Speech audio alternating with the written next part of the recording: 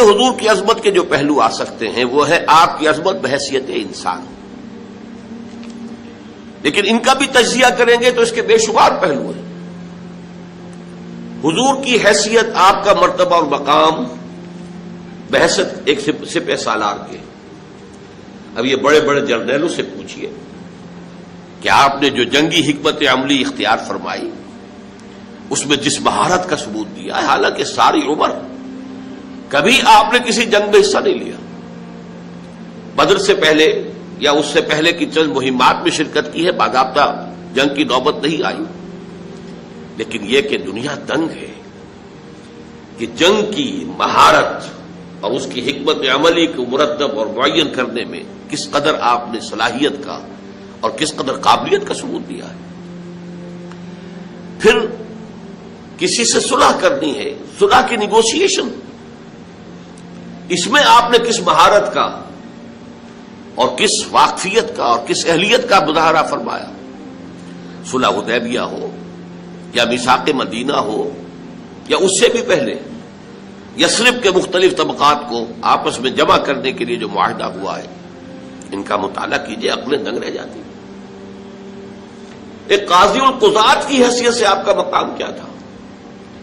آج بھی اس دنیا میں قضاء جوڈیشری کے سلسلے میں جس قدر اصول اختیار کیے گئے وہ سب کے سب محمد رسول اللہ کے عطا کردہ ہیں صلی اللہ علیہ وسلم۔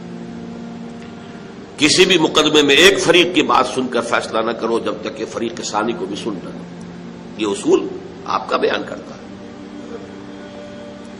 شک کا فائدہ ملزم کو دیا جائے، ملزم جسے کہنا چاہیے اصلا، جس پر الزام لگایا گیا ہے، شک کا فائدہ اسے دیا جائے گا، جو الزام لگانے والا ہے اسے نہیں۔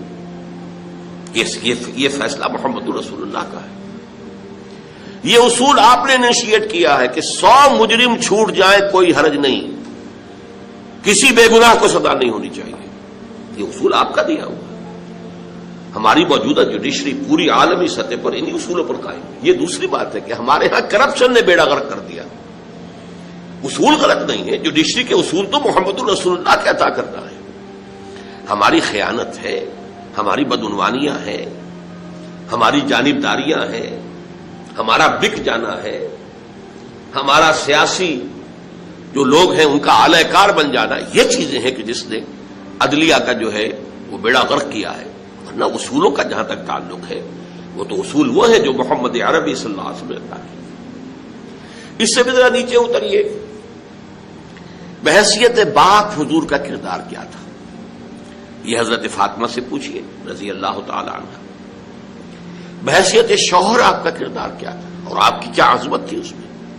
یہ حضرت عائشہ سے پوچھئے، حضرت حفصہ سے پوچھئے، حضرت ام سلمہ سے پوچھئے رضی اللہ تعالی عنہ۔ پھر یہ کہ ایک داماد ہونے کی اعتبار سے آپ کا کیا کردار تھا؟ حضرت عمر سے پوچھئے، حضرت ابو بکر سے پوچھئے۔ گویا کہ جتنے انسانی علائق ہو سکتے ہیں ان کے اعتبار سے بھی آپ کی شخصیت کی عظمت، آپ کے کردار کی بلندی، یہ وہ چیزیں ہیں کہ جو ہماری سمجھ میں آ سکتی ہیں۔ ایک داعی کی حیثیت سے آپ کا کیا مقام ہے، ایک مربی کی حیثیت سے آپ کا کیا مقام ہے، ایک معلم کی حیثیت سے آپ کا کیا مقام ہے، یہ چیزیں ہیں کہ جو ہماری سمجھ میں آ سکتی ہیں، ان کا کچھ نہ کچھ ادراک و شعور ہم کر سکتے ہیں۔ لیکن ان تمام حیثیتوں کو داعی، مبلغ، مربی، مزکی، میں ان کو جمع کرنا چاہتا ہوں ایک لفظ میں، ایک انقلاب کے داعی اور ایک انقلاب عظیم کے برپا کرنے والے کی حیثیت سے آپ کا مقام کیا ہے۔ گویا کہ ہم جن پہلوؤں سے حضور کی عظمت کو سمجھ سکتے ہیں ان میں سب سے نمایاں پہلو یہ ہے کہ آپ نے جو تبدیلی برپا کی یا اصطلاحاً جو عظیم انقلاب برپا کیا، اس انقلاب کا مطالعہ کیا جائے، اس کا حاصل دیکھا جائے، اس کے نتائج پر غور کیا جائے، اس کے لیے جو جد و جہد ہوئی ہے اس کے مراحل، ان کے بارے میں غور کیا جائے، تو واقعتاً جو ہے حضور کی اصل عظمت نمایاں ہو کر سامنے آتی ہے۔ چنانچہ یہ ہے وہ عظمت آپ کی جس کا کہ اقرار اور جس کی گواہی پوری دنیا نے دی۔